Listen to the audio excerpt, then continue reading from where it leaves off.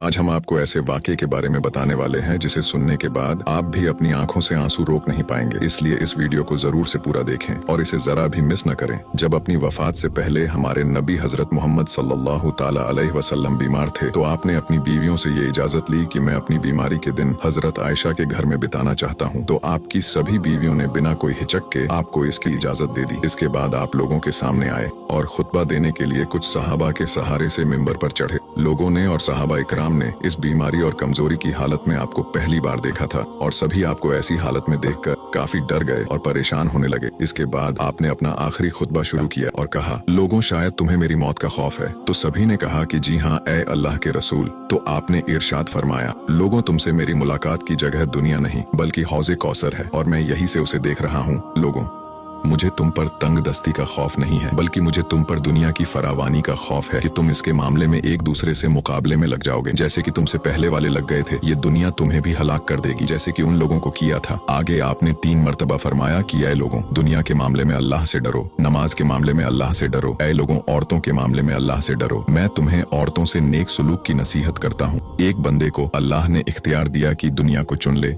या उसे चुन ले। जो अल्लाह के पास है तो उसने उसे पसंद किया जो अल्लाह के पास है। इस जुमले से हमारे नबी का मकसद कोई न समझा कि वो अपनी जात से मुराद इस जुमले को कह रहे थे।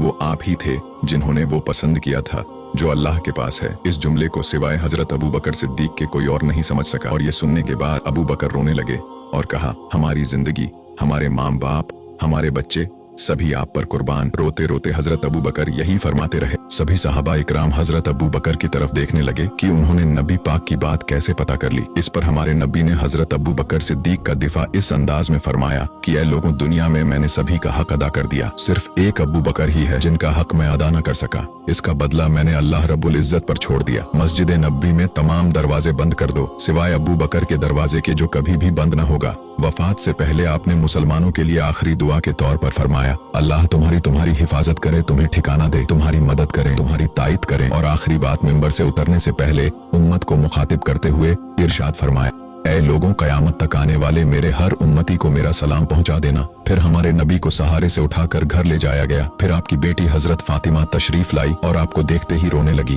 आपने अपनी बेटी को अपने पास बुलाया और कान में कुछ अल्फाज कहे जिससे सुनने के बाद हजरत फातिमा और ज्यादा रोने लगी। उन्हें इस तरह रोते हुए देखकर हमारे नबी ने दोबारा उनके कान में कोई बात इरशाद फरमाई तो वो खुश होने लगी। हजरत आयशा फरमाती है कि हुजूर की वफात के बाद मैंने हजरत फातिमा से पूछा था कि वो क्या बात थी जिसे सुनने के बाद आप पहले रोई और फिर खुशी का इजहार किया। इस पर हजरत फातिमा ने जवाब दिया कि जब मैं पहले करीब हुई तो रसूल अल्लाह ने फरमाया था कि बेटी फातिमा, मैं आज रात इस दुनिया से रुखसती लेने वाला हूँ, जिसे सुनकर मुझे बहुत रोना